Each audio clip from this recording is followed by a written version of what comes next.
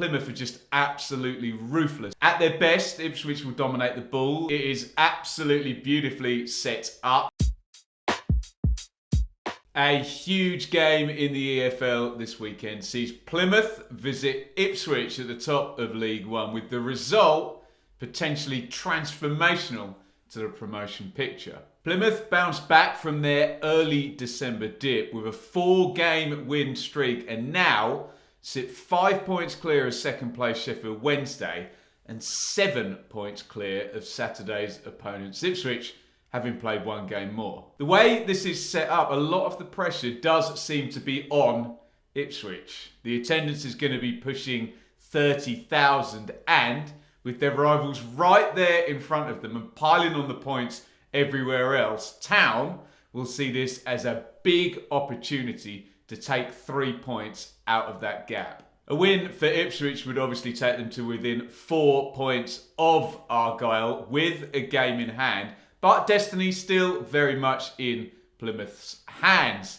If the points are shared, then Ipswich stay 7 points behind, and Plymouth could themselves deal a mighty blow to Ipswich by going and winning at Portman Road, which would leave Ipswich 10 points behind with only 20 games remaining. The first game between the two sides kind of summed up Plymouth this season. They won 2-1 at Home Park, where they have an insanely good record.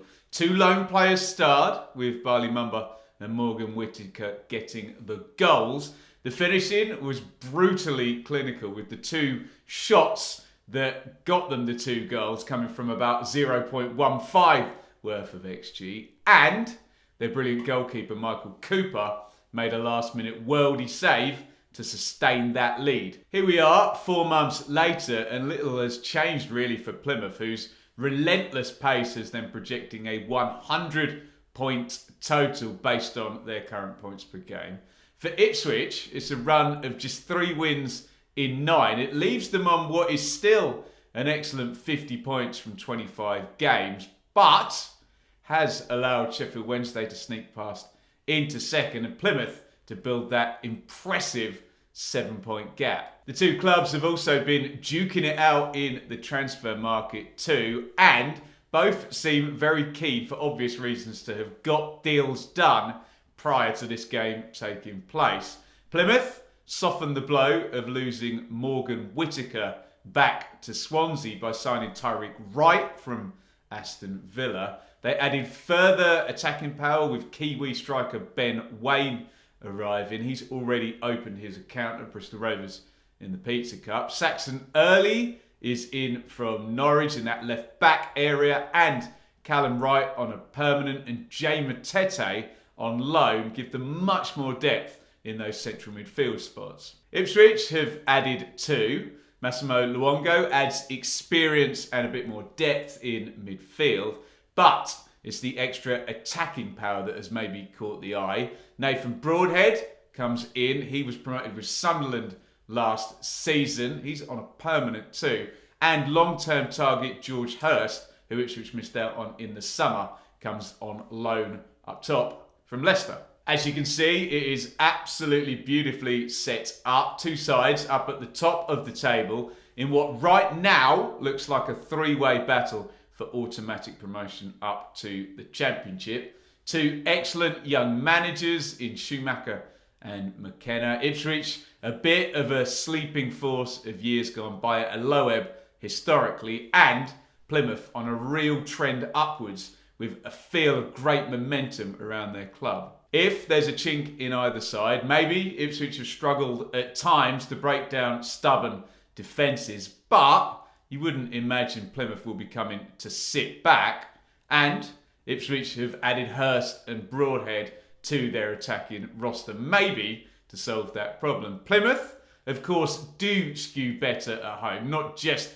because of that absurdly good record, but they haven't picked up that many wins on the road. It's 5 draws in the past 6 in the league in recent times for Argyle. How is it going to play out? Well, that is the million-dollar question. At their best, Ipswich will dominate the ball and control a game, wearing down the opponent and then grabbing the goals. At their best, Plymouth are just absolutely ruthless with a collection of potential match winners all contributing this season, and they're all able to turn to.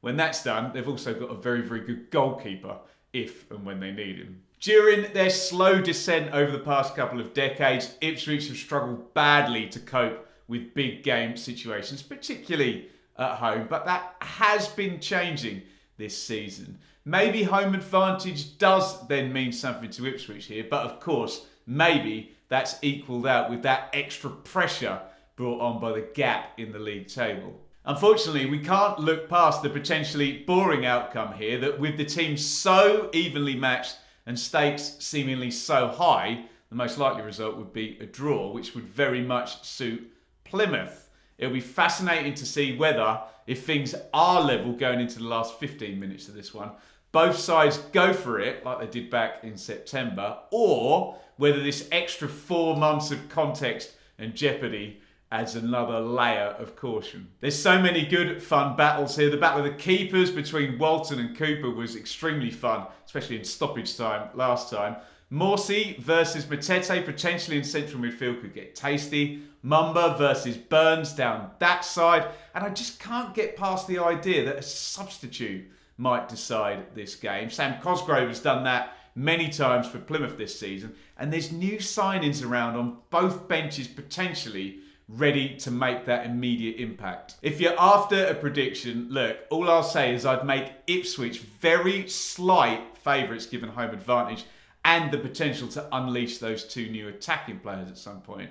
But listen very carefully when I say very slight favourites, and that Plymouth have proven pretty unstoppable for the most part this season. Let me know your thoughts down there in the comments. How do you see this absolutely pivotal looking game in the race to get to the Championship playing out? This is not the first look at this frantic League One promotion race on the channel. Click up here to see my take in the middle of last month on this Plymouth, Ipswich, Sheffield Wednesday three-way battle for promotion.